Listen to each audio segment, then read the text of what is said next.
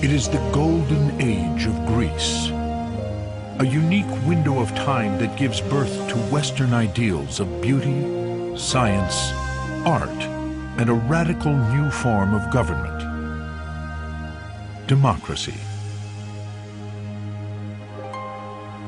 To immortalize those ideals, the Greeks build what will become the very symbol of Western civilization: the Parthenon. It was the physical embodiment of their values, their beliefs, of their ideology. It remains for us a powerful statement of what human beings are capable of. But today, solving the secrets of how the ancients designed and engineered the Parthenon has taken on a new urgency. For after 2,500 years of being ravaged by man and nature, the building is in danger of collapse. Hidden behind its columns, a rescue mission is underway. The team must take apart, repair, and reassemble tens of thousands of its pieces. And although the Parthenon appears to be geometrically straight and made from interchangeable parts, subtle curves make each piece unique, varying by fractions of a millimeter. The quality of the engineering work and the precision is unmatched, even from us today. The restoration team has taken over 30 years and spent well over $100 million restoring what the ancient Athenians built in just 8 or 9 years. It is clear today's technology can only take the team so far. To rescue the Parthenon, these modern architects, stonemasons, and archaeologists must unlock the engineering secrets of the ancient Greeks. Up next on Nova, Secrets of the Parthenon.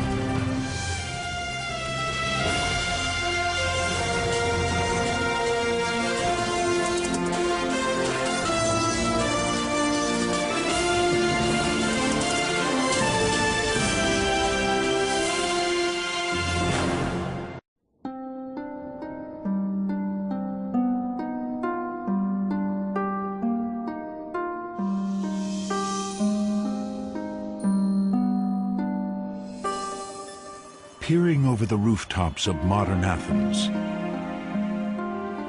from its throne atop the ancient Acropolis, the sacred city in the sky, the Parthenon rules in shimmering splendor.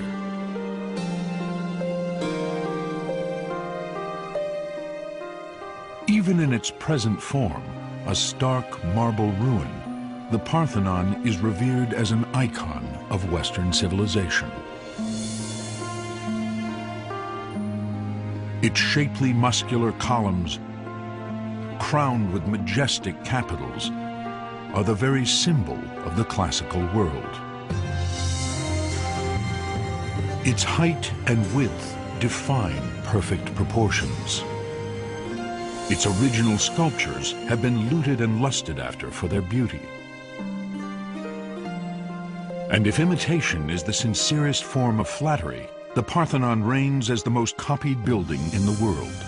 From the French Parliament to the US Supreme Court to banks, museums, and countless buildings that aspire to convey wealth, culture, and power. The Parthenon remains an enduring symbol. It was built to glorify Athens, but has taken on a much greater meaning. Despite the destructions of time and man, it still represents the highest level of human creativity.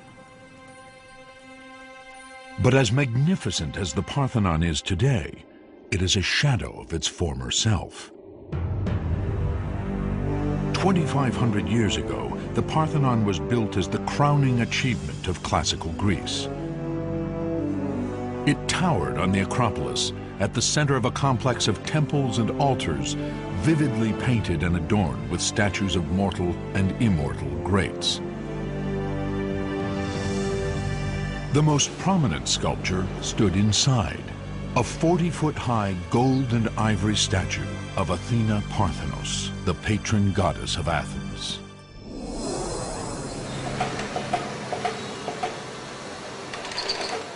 But that was then. Where Athena once stood, today stands a crane. Not a trace of her statue remains.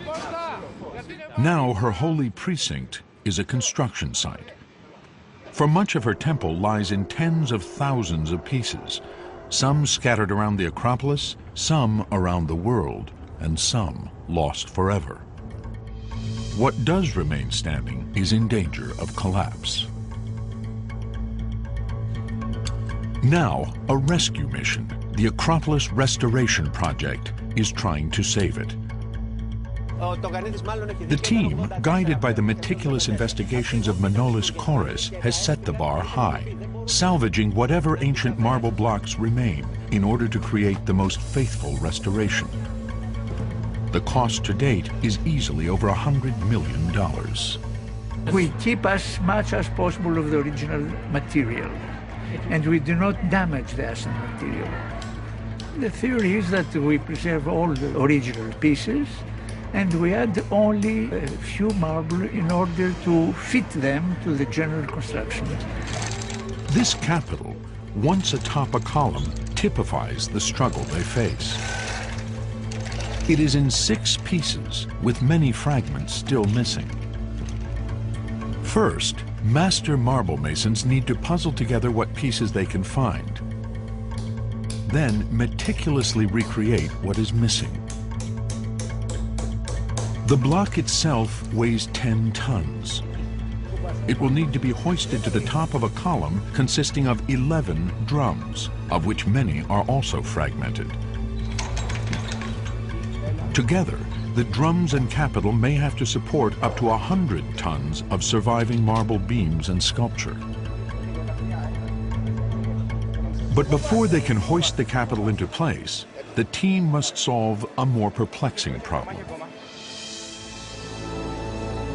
On which of the Parthenon's 46 columns does the capital belong? For although the Parthenon may appear to be one giant building kit with interchangeable parts, it's not.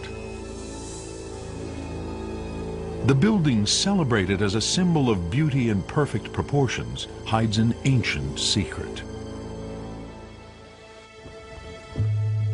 Kathy Paraski and Lena Lambrinu, architects on the restoration team, investigate.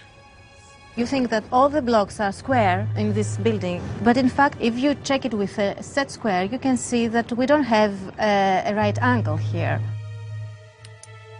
And when Paraski places her book on one end of the stylobate, the Parthenon's foundation, it can't be seen from the other end.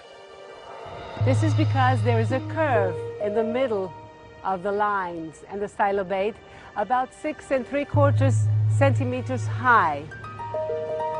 Kouris and his team have investigated every angle on the Parthenon.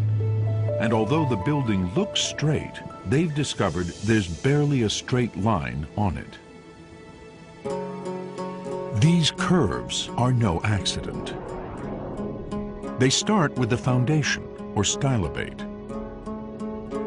Each of the 46 columns has a gently curving profile and leans inward. Even the architraves, marble beams that span the columns, as well as the architectural elements above them, are curved. This means that each of the over 70,000 pieces of the Parthenon is unique and fits in only one place.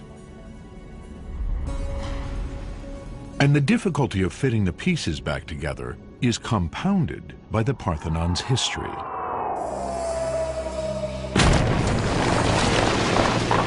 Since it was built in the 5th century BCE, it has been shot at, exploded, set on fire, rocked by earthquakes, converted to a church, then a mosque, and in the 19th century, looted for its magnificent sculptures.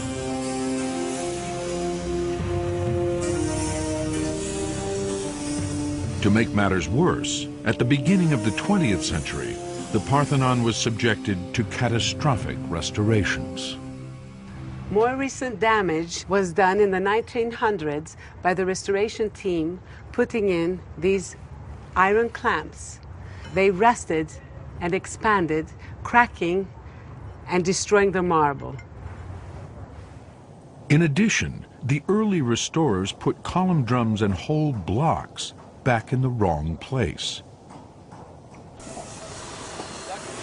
Before the restoration team could even start, they had to correct these mistakes by taking apart, block by block, much of the Parthenon.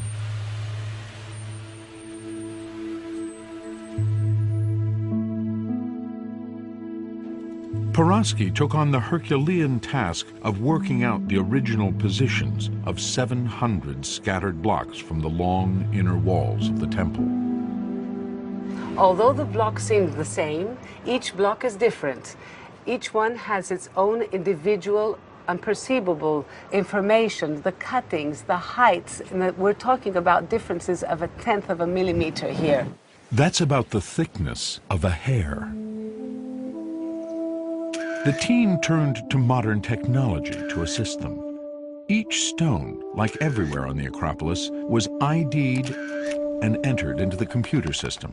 As soon as a fragment of marble is found, it takes a number and it is entered in the database. So far we have 5,500 architectural members of the Parthenon.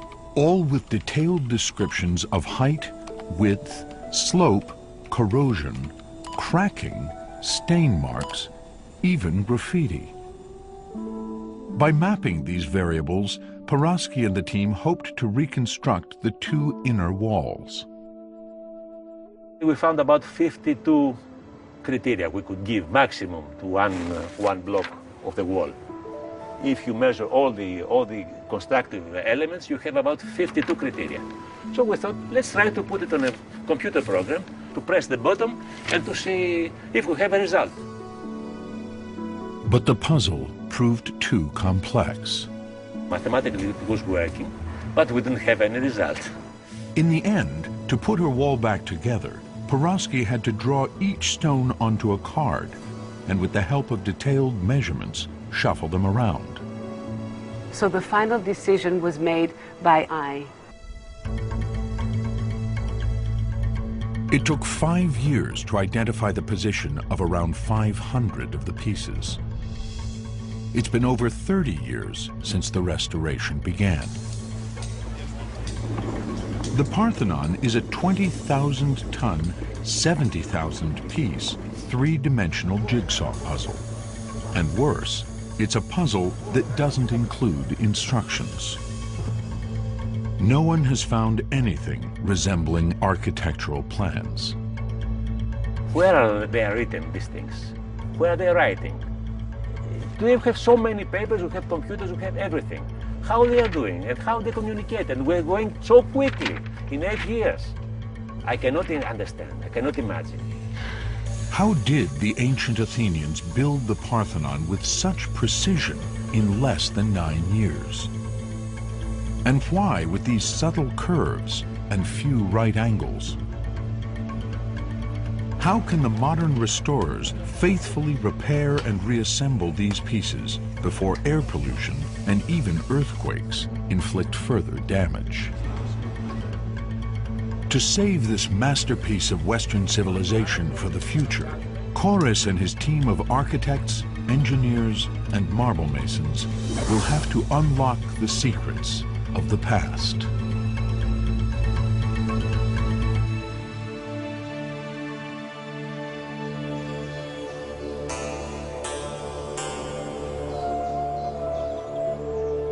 The Parthenon was the greatest monument and the greatest sanctuary in the greatest city of classical Greece.